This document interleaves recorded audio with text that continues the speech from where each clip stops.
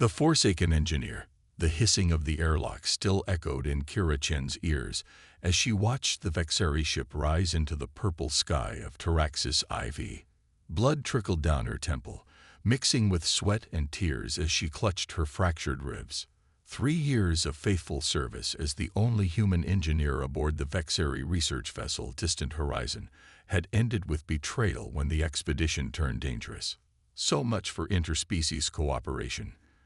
Kira muttered through gritted teeth, watching the ship's thrusters flare one last time before disappearing into the clouds.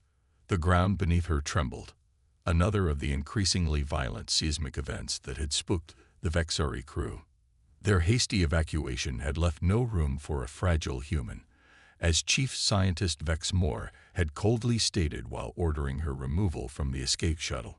Too injured to fight back against the much stronger aliens, Kira had been left with nothing but a damaged environment suit, a basic medkit, and her personal toolkit.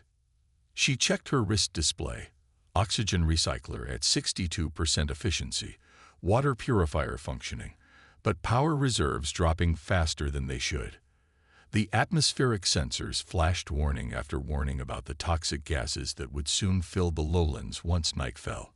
She had perhaps 4 hours to find shelter before she'd be breathing poison. No time for self-pity, Kira whispered, forcing herself to stand despite the stabbing pain in her side. Her dark eyes scanned the rugged landscape, focusing on the mountain range they'd been exploring before the ground split open beneath them. The caves there might offer shelter, if she could reach them in time. Each step was agony as she navigated the broken terrain. The Vexari were known throughout the galaxy as brilliant scientists, but notorious cowards when faced with physical danger. What they lacked in courage, they made up for in casual cruelty. They hadn't even bothered to give her a distress beacon. 3 hours later, with the massive red sun sinking toward the horizon, Kira reached the cave entrance.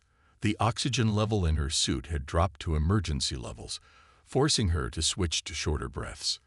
Inside the cave, the temperature plummeted, but at least the air was breathable once filtered through her suit's basic purification system. Her wrist light illuminated walls of strange, crystalline formations that seemed to absorb and then softly reflect the light in patterns that danced across the rough stone floor. The expedition had barely begun studying these formations before the earthquake started. "Looks like I'll be finishing your research myself, Vex Moore," she said to the empty cave, her voice raspy from exertion. For 3 days, Kira survived on emergency rations and filtered cave water. Her medical kit had contained enough pain suppressants and bone stabilizers to make movement possible, but infection was setting in despite the antibiotics. The cave system stretched deep into the mountain, a labyrinth of tunnels and chambers that seemed to follow some pattern she couldn't quite grasp. On the 4th day, delirious with fever and nearly out of supplies, Kira stumbled into a chamber unlike any she had seen before. Her failing wrist light revealed walls too smooth to be natural, and flowing patterns carved into surfaces that seemed to shift when viewed from different angles. "What is this place?" she whispered, her voice echoing strangely. As if in answer, faint blue light began to emanate from the crystalline formations embedded in the walls, growing brighter with each heartbeat. The chamber was vast, its ceiling lost in darkness above, but the floor was perfectly level beneath her feet, constructed, not formed naturally. In the center of the chamber stood a structure that could only be described as a machine, though unlike any technology Kira had encountered in her years of engineering work for Earth's Interstellar Coalition or her time with the Vexari. It resembled a tree made of metal and crystal, with branches stretching outward and roots disappearing into the floor. The pain in her side momentarily forgotten, Kira approached the structure. Her engineer's instincts overrode caution. This was technology, and technology was something she understood. As she drew closer, something extraordinary happened. The machine responded to her presence. Sections began to move, rearranging themselves like an intricate puzzle solving itself. "Hello," Kira called out, not expecting an answer. A soft hum filled the air, and a panel appeared in the trunk of the machine tree. Curiosity overcame fear as she reached out to touch its surface. The moment her fingers made contact, the blue light pulsed strongly, and information flooded her mind, not as words or images, but as pure understanding. This was a medical station, one of many facilities left behind by a species that called themselves the Ancestors, who had vanished from the galaxy long before any current civilization had achieved spaceflight. Somehow, Kira knew exactly what to do next. She placed her palm flat against the panel, and a section of the machine opened, revealing a chamber just large enough for a human to lie down in. Her rational mind screamed that this was dangerous, that she shouldn't trust alien technology she didn't understand, but her body was failing her. Without help, she would die in this cave. "Not much of a choice," she whispered, removing her damaged environment suit and climbing into the chamber. As the transparent cover sealed over her, Kira felt a moment of panic before a warm, tingling sensation spread through her body. The pain in her ribs subsided, and consciousness began to slip away. Her last thought before darkness took her was that this ancient technology had responded to her, a human, when the Vexeri had found nothing but pretty crystals in their initial survey. When Kira awoke, she had no idea how much time had passed. The chamber had opened, and she sat up, expecting pain that didn't come. Her ribs no longer hurt. The cut on her head had healed to a faint scar. Even old injuries, a burn on her hand from an engineering accident years ago, a knee that had never been quite right after a childhood fall, all were gone. More remarkably, she felt different in ways she couldn't immediately identify. Her thoughts seemed clearer, faster. When she looked at the machine tree again, she understood aspects of its design that should have been incomprehensible. "What did you do to me?" she asked the machine, running her hands over her healed body. The answer came not in words, but in understanding. The healing process had created a connection, a neural interface that allowed her to communicate with the ancestor technology on a fundamental level. The machine had analyzed her DNA, found compatibility, and enhanced certain aspects of her neurological structure to facilitate communication. In simple terms, Kira could now speak the language of this ancient technology, and there was so much more of it, waiting throughout the cave system, throughout the planet, perhaps throughout the galaxy. Over the next weeks, Kira explored the facility with growing confidence. She discovered systems for water purification, food synthesis, atmospheric control, and energy generation. What the Vexeri had dismissed as simple crystal formations were actually part of an integrated power and information network that spanned the entire mountain.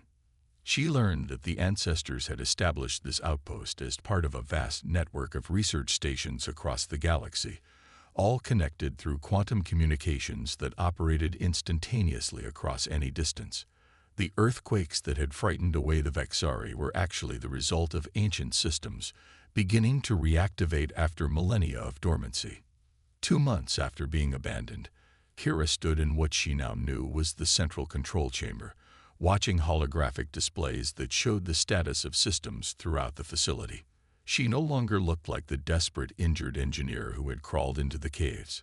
Her body was healthy, her mind enhanced by the neural connection to the ancestor technology. She wore clothing synthesized from materials in the facility's stores, integrated with microcircuits that connected her more deeply to the systems around her. "Computer," she said, using the name she'd given to the facility's integrated intelligence, "show me the communications network." A holographic map appeared, showing thousands of points of light throughout the galaxy, other ancestor facilities, most dormant, waiting to be awakened. "What percentage of these installations are currently active?" she asked. 3%, replied computer in a gentle, gender-neutral voice that Kira had configured herself. "Most have been dormant for approximately 113,000 standard years." Kira smiled. "And how many of them are currently accessible to the Vexeri Alliance?" "None. Vexeri physiology is incompatible with ancestor neural interfaces. Attempted access would result in system lockdown. But they are compatible with humans. Humans possess neural structures and genetic markers that allow for interface with ancestor technology. The compatibility is imperfect, but functional. Kira walked around the holographic display, her mind racing with possibilities. The Vexari Alliance had abandoned her because they considered humans weak, expendable. They controlled vast territories through their technological advantage over other species, but they couldn't access this technology that responded to her. Computer, what is the status of the communication array? Currently inoperative. Power systems are at 24% capacity. Full restoration would require manual repair of quantum relay nodes throughout the facility. Kira nodded, her decision made. Then that's where we'll start. We have a lot of work to do. She would not just survive on this planet, she would thrive. And when she was ready, she would show the galaxy that humanity was anything but weak. The Vexari had left her for dead, but in doing so, they had given her access to power they couldn't imagine. Let's get to work, Kira said, pulling up schematics for the quantum relay system. It's time to wake up the ancestors. The Galactic Revolution. 6 months after being abandoned on Taraxis IV, Kira Chen stood before a wall of holographic displays in the central control chamber, watching as another section of the ancestor facility came online. Her fingers danced through the air, manipulating virtual controls with practiced ease as power flowed through systems dormant for over 100,000 years. She no longer resembled the desperate human engineer who had crawled into these caves half dead. Her black hair, now grown past her shoulders, was woven with thin filaments of ancestor tech that enhanced her neural connection to the facility. The clothes she wore, a sleek bodysuit of charcoal gray material interwoven with circuitry, had been synthesized by the facility's fabrication systems. A small drone hovered near her shoulder, one of dozens she had constructed to extend her reach throughout the vast underground complex. Computer, status report on the quantum communication array, Kira said, her voice echoing slightly in the cavernous space. Final calibration complete, responded the gentle voice she had designed. Quantum entanglement established with 17 nearby ancestor facilities. Communication network ready for full activation. Kira smiled. 6 months of work had transformed not only the facility but herself as well. The neural interface implanted during her healing had grown more sophisticated as she learned to use it properly. She could now access the ancestor database directly with her thoughts, process information faster than any normal human, and control the facility's systems with mere gestures. Let's wake them up, she said, raising her hand toward the central pillar of light that represented the quantum communication array. With a simple closing of her fist, Kira sent the activation signal racing along quantum pathways that spanned the galaxy, instantaneously connecting with other ancestor installations. One by one, points of light on the galactic map blazed from dormant blue to active gold. As the network came alive, alert notifications suddenly flashed across her displays. Computer, what's happening? Spacecraft detected in orbit. Configuration matches Meridian Registry Vessel. Designation: Stellar Seeker. Research classification: the Meridians, a species known for their scientific curiosity and meticulous research methods. Unlike the Vexari Alliance, they had no imperial ambitions, focusing instead on expanding knowledge for its own sake. They're probably investigating the energy signatures from our power-up sequence. Kira mused. Computer, are they scanning us? Affirmative. Detailed scans of the mountain range and surrounding area in progress. Kira considered her options. She could hide, shield the facility from their scans, but perhaps there was another way. The Meridians weren't conquerors. They might make better allies than the Vexari ever were. Computer, open a communication channel to the Meridian vessel. For several minutes, there was no response. Then, a voice came through, speaking the standard galactic language with the distinctive melodic accent of the Meridians. Unknown transmitter. This is Research Captain Lith Aaron of the Meridian vessel Stellar Seeker. We are detecting advanced technology signatures from your location. Please identify yourself. Kira took a deep breath. Captain Litharan, My name is Kira Chen, human engineer formerly attached to the Vexeri research vessel Distant Horizon. I was abandoned on this planet 6 months ago and have since discovered and activated an ancestor facility. Silence followed her announcement. The ancestors were more myth than history to most galactic civilizations, fragmentary records of an advanced species that had seemingly vanished overnight, leaving few traces beyond occasional ruins that defied technological understanding. Human Chen, the Meridian captain, finally responded, their voice carefully controlled. Your claim is significant. The Vexeri reported all personnel lost during the seismic events on Taraxis IV. They lied, Kira said flatly. They left me behind because humans were considered expendable. I survived, and I found something they missed completely. Another pause. Would you allow a small research team to land and verify your discoveries? This could be of immense scientific importance. Kira smiled. I'll do better than that, Captain. I'll guide you to a landing zone where your shuttle won't trigger the defensive systems. I look forward to meeting you in person. 3 hours later, Kira stood at the entrance to the Ancestor facility, watching as the Meridian shuttle settled onto the plateau she had designated. The ship was elegant with the flowing lines and perfect symmetry characteristic of Meridian design philosophy. 5 figures emerge, wearing environmental suits designed for their tall, slender bodies. Meridians resembled humanoids stretched tall, with pale blue skin and large, multifaceted eyes that caught the light in iridescent patterns. Their movements were deliberate, each step precisely calculated.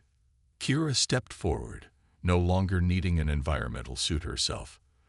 The neural interface had altered her biology enough to filter the toxic elements of Taraxis IV's atmosphere.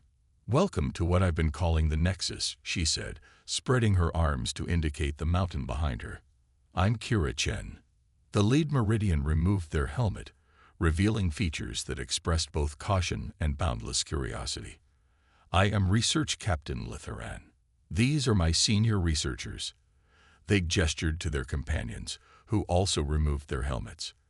I confess, Human Chen, we approached with skepticism. The ancestors are largely considered mythological by modern science. Follow me, Kira said with a smile, and I'll show you they were very real. As she led them through the crystalline corridors of the facility, the Meridian scientists fell silent in awe. Holographic displays activated at Kira's approach, ancient machinery hummed with power, and automated systems responded to her slightest gesture. Impossible, whispered one of the scientists, running a scanning device over a wall of shifting patterns. These systems are operating at quantum efficiency levels our theories suggest aren't achievable. In the central chamber, Kira revealed the galaxy map showing the network of ancestor facilities, now partially awakened thanks to her activation signal. The ancestors built a civilization that spanned the galaxy, she explained, manipulating the hologram to zoom in on different sectors. Their technology operated on principles that modern science is only beginning to theorize about. And for reasons I'm still discovering, their systems are compatible with human neurology. But not with other species, asked Litharan. The Vexeri certainly couldn't access it. They saw only pretty crystals where I found a living technology that responded to my touch. She turned to face them directly. The neural interface suggests there might be compatibility with a few other species, Meridians among them, though the connection wouldn't be as complete as mine. The implications hung in the air between them. The balance of power in the galaxy had long favored the technologically advanced Vexeri alliance, with species like the Meridians maintaining their independence through diplomatic skill rather than military strength. Before the conversation could continue, Computer's voice interrupted. Warning. Multiple vessels entering orbit. Configuration matches Vexeri Alliance military escorts. Weapons systems active. Litharan's multifaceted eyes widened. We transmitted our initial findings to the Meridian Science Council. Word must have reached the Vexeri somehow. How quickly can your shuttle return to your ship? Kira asked, already moving to the central control pillar. Not quickly enough if they've deployed interceptors, Litharan replied grimly. Kira nodded, her mind made up. Then it's time for a demonstration. Computer, activate defensive grid, and open a communication channel to the Vexari vessels. The holographic display shifted to show a Vexari face, Chief Scientist Vex Moore, the very same who had ordered Kira removed from the escape shuttle 6 months ago.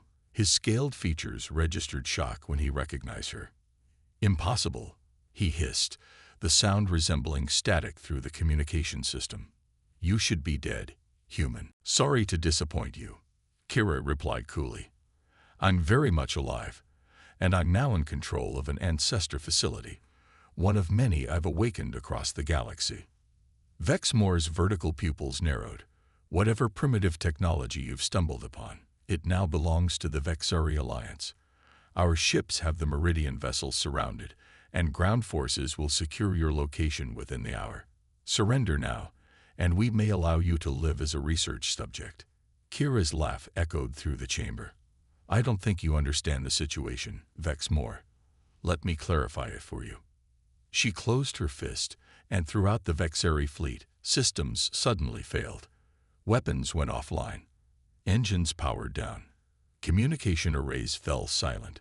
Every ship hung in space, powerless except for basic life support. "What have you done?" Vex Moore demanded, his voice now tinged with fear. "The ancestors built their technology to be fundamentally compatible with quantum systems," Kira explained, as if lecturing a particularly slow student. "Every advanced ship in the galaxy uses quantum principles for certain critical systems. I've simply accessed them. Your ships are now under my control." She turned to Litharan, whose scientific curiosity had clearly overcome their shock. "Captain, your ship remains unaffected. You're free to depart whenever you wish." The Meridian captain studied her carefully. "And what will you do with the Vexari?" Kira faced the holographic display again. "Listen carefully, Vex Moore. I'm releasing your ships, but with a message for the Vexari Alliance. The balance of power has changed. The ancestors chose humanity as their inheritors, not the Vexari. Your empire expanded through technological dominance, but that advantage is gone." She opened her hand, and the Vexari ships regained power.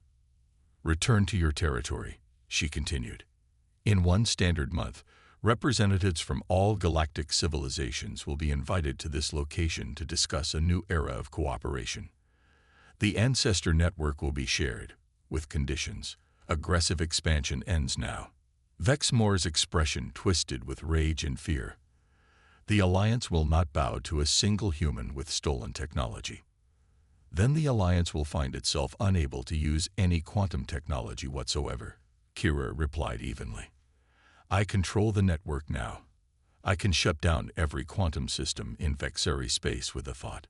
Test me if you wish." After the Vexari retreated and the Meridians departed, with promises to return for the summit, Kira stood alone on the plateau outside the facility, watching the purple sky of Taraxis IV fade into night. She had set events in motion that would reshape galactic civilization, all because the Vexari had considered her too weak, too fragile to save. "Computer," she said softly, "send the invitation across the network. All spacefaring civilizations, 1 month from today." "Message prepared," Computer responded, "including the human colonies." Kira smiled.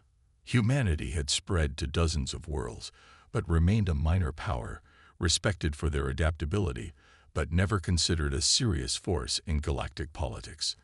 "Especially the human colonies," she said. "It's time for everyone to understand what humanity is truly capable of."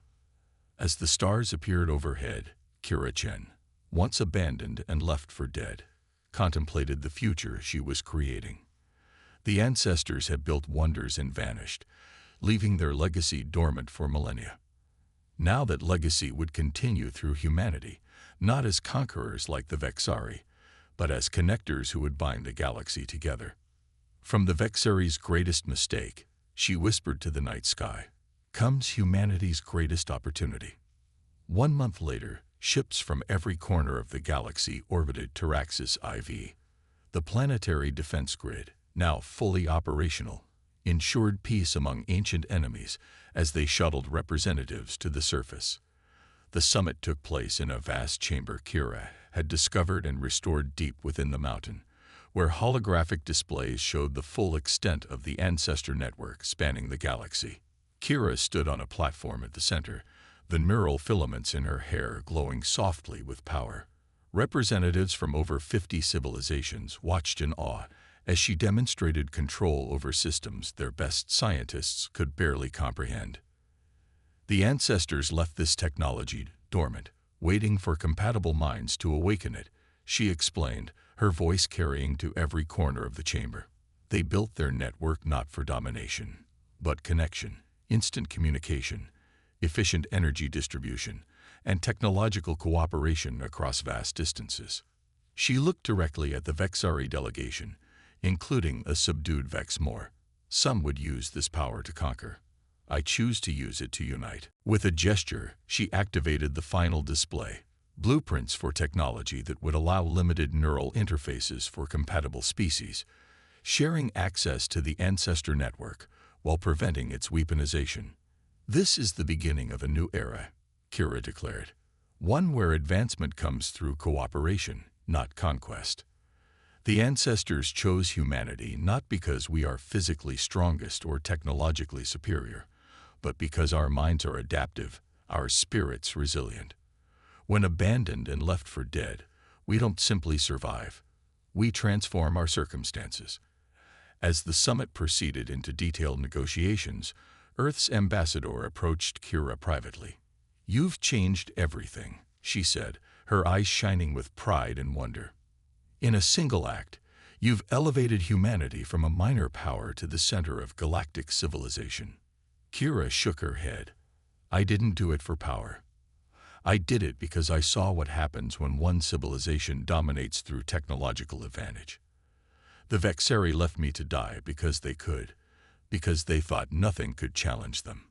She looked out over the gathering of species that had been enemies or strangers just weeks before, now cautiously exploring the possibilities of true cooperation. "The human who was abandoned has ensured no one will be left behind again," Kira said softly. "That's a future worth building." From the depths of a cave on a toxic world, one forsaken human had indeed rewritten the future, not through conquest or revenge, but through the uniquely human ability to transform pain into possibility, abandonment into opportunity, and solitude into connection that spanned the stars.